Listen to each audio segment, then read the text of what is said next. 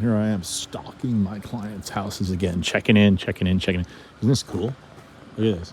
It's the Airstream Classic. I have no idea what year it is. Well, my client bought this thing and he told me, I forget what he told me. It's been a while.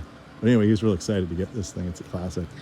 But that's not why I'm here. I'm here to look at my canary pine I planted like a couple of years ago. A couple things I want to talk about. Now, when you first get these trees, we have trees this big. This tree's probably 24, 25 feet tall. We have these this big. You could definitely get them.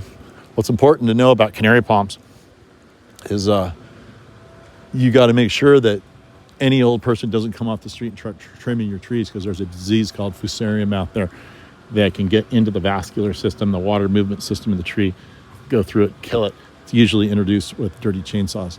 So as long as you don't have dirty chainsaws, you're good. Now, what I really wanted to show you here is the aspect of when you first transplant a tree. You know, you're going to beat on the foliage pretty bad. You're going to have to tie it up. It's going to go down the road.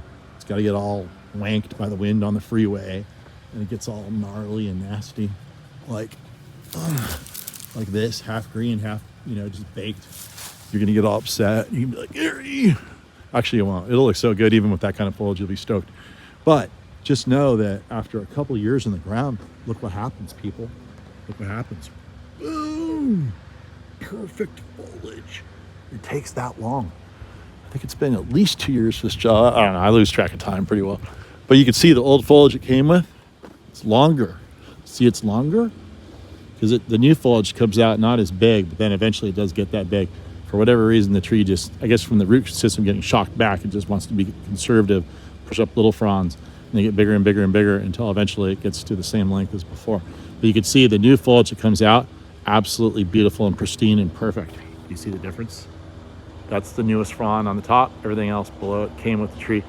And that's, so eventually we're at the point right now, finally, after a couple of years, you could probably cut off all the foliage on the bottom to get rid of the foliage that came with the tree, such as that half-baked stuff and the foliage that was grown here, which is a beautiful, perfect stuff on top. So anyway, just know that, you got to be patient.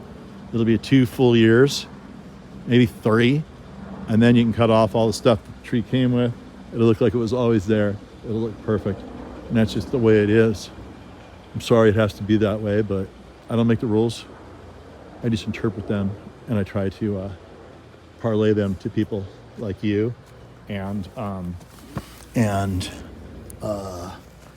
I can't read that. What, you want your belly rubbed? Is that it? What's your name?